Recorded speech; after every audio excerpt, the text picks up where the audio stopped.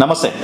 America, Israel సంయుక్తంగా కూడా Iran మీద విరుచుకుపడుతున్న సంగతి తెలిసిందే. 10 రోజుల నుంచి కూడా నిరంతర యుద్ధం కొనసాగుతూ ఉంది. అటు అమెరికా, ఇటు ఇజ్రాయిల్ ఇద్దరూ కలిసి కూడా ఇరాన్పై మూకుమ్మడిగా దాడులు చేస్తున్నారు. దానికి ప్రతిదాడులుగా కూడా ఇరాన్ తన డ్రోనులతోనూ మిసైల్తోనూ కూడా విరుచుకుపడుతున్న సంగతి తెలిసిందే. అయితే Iran supreme leader Ayatollah Khamenei హతమార్చిన తర్వాత సుప్రీం లీడర్ ఎవ్వరు అన్న దానిపైన తలెత్తుతున్నటువంటి అనేక ప్రశ్నలకు చెక్ పెడుతూ కూడా మొత్తానికి తన కుమారుడు ముస్తఫా ఖమేనీనే సుప్రీం లీడర్గా ఎంపిక చేస్తూ కూడా అందరూ ఆదేశాలు తీసుకున్నారు. ఏదైతే తన ప్రాసెస్లో భాగంగా 80 మంది సభ్యులతో కూడిన మత గురువుల సభ్యులతో కూడినటువంటి ఈ అసెంబ్లీ ఆఫ్ ఎక్స్పర్ట్స్ ఎవరైతే ఉన్నారో తన కుమారుడైనటువంటి ముస్తఫా అతని పేరు ఈ ఖమేనీనే ఎంపిక చేస్తున్నట్లుగా కూడా ప్రకటించారు. అయితే ఇటు ఇజ్రాయిల్ అటు అమెరికా కూడా తామేమీ తక్కువ కాదు అంటూ కూడా సుప్రీం లీడర్ ఎంపిక అనేది మా ఆదేశాలతోనే జరగాలి, మా అనుమతితోనే జరగాలంటూ కూడా చెప్పుకొస్తూ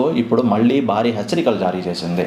తర్వాత సుప్రీం లీడర్ ఎవరైనా సరే ఖచ్చితంగా మా ఆదేశాలకు అనుగుణంగానే పనిచేసే విధంగా ఉంటేనో లేకపోతే అక్కడి ప్రభుత్వము మేము చెప్పినట్టు మా కన్సైన్లోనూ అన్నట్టుగా కూడా ప్రశ్నించి చెప్తూ వస్తుంది. ఇప్పుడు అదే తీరులో కూడా సుప్రీం లీడర్ను తర్వాత ఎవరైతే ఉన్నారో హతమారుస్తాం ఖచ్చితంగా, ఏదైతే వాళ్ళ మాట వినకపోతే.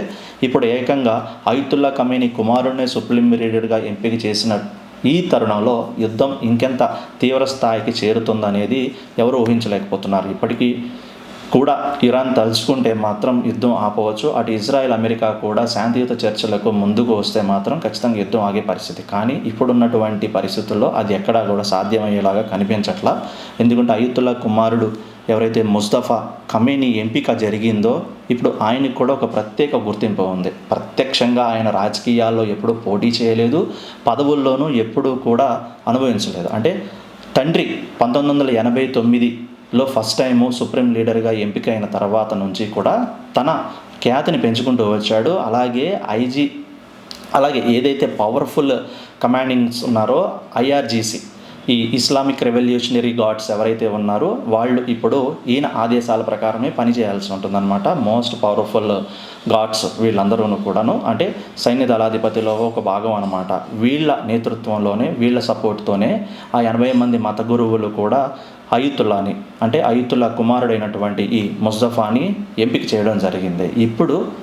ఇప్పుడు కుమారుడు తన ప్రత్యక్ష రాజకీయాలలోకి అడుగుపెట్టినట్లయిందనమాట. ఇప్పటి వరకు కూడా తండ్రి వెనక నుంచి ఇరాన్లో ఉన్నటువంటి చాలా ప్రభుత్వ భాగాల్లోనూ లేకపోతే ప్రభుత్వ నిర్ణయాలలో వెనక నుంచి నడిపించినటువంటి ఈ ముస్తఫా ఎవరైతే ఉన్నారో ఇప్పుడు ప్రత్యక్షంగా కూడా తనే ప్రభుత్వాన్ని రన్ చేస్తున్న పరిస్థితి. సుప్రీం లీడర్గా ఇప్పుడు ఇరాన్ని ముందుండి నడిపించాల్సిన వ్యక్తిగా కూడా తన బాధ్యతలు స్వీకరించడం జరిగింది. అయితే తన తండ్రి బాటలోనే నడుస్తారా లేకపోతే కనుక ప్రజలు తర్వాత తన దేశాన్ని కాపాడుకునేది ఉద్దేశంలో కనుక కొత్త విధానాన్ని ఏమైనా ఎంచుకుంటారా అంటే ఖచ్చితంగా యుద్ధం చేసి తీరుతాడనే సంకేతాలు వినిపిస్తున్నాయి. మొన్నటికి మొన్న తన పొరుగు దేశాలైనటువంటి మిడిల్ ఈస్ట్ కంట్రీస్ మీద ఏవైతే దేశాల మీద ఇరాన్ దాడులు చేసిందో దానికి ఇరాన్ ప్రెసిడెంట్ క్షమాపణలు చెప్తూ ఒక వీడియో రిలీజ్ చేశారు. కానీ 24 గంటల్లోనే మాట మార్చి ఇజ్రాయెల్ అమెరికా ప్రతిదాడులు ఆపితే తప్ప మేము ఎదురుదాడులు చేయము అంటున్నారు. ఎందుకు అనంటే దాడులు చేస్తున్నంతసేపు మేము ప్రతిదాడులు చేయాల్సి ఉంటుంది. అలాగే ఆ అమెరికా ఇజ్రాయెల్కి ఎవరైతే సపోర్ట్ చేస్తూ వాళ్ళ సైనిక స్థావరాలకు ఎవరైతే బేస్లు ఇస్తూ వాళ్ళ దేశాలలో సపోర్ట్ చేస్తున్నారో ఇండైరెక్ట్గా ఖచ్చితంగా ఇజ్రాయిల్ US మిలిటరీ ఫోర్సెస్ మీద దాడులు చేస్తాం. అది ఏ ప్రాంతంలో ఉన్నా సరే, ఏ కంట్రీలో ఉన్నా సరే, అటు UAE కానీ సౌదీ అరేబియా కానీ పొరుగు దేశాలంటూ కూడా దాడులు చేయమంటూ చెప్పుకొచ్చినటువంటి ఇరాన్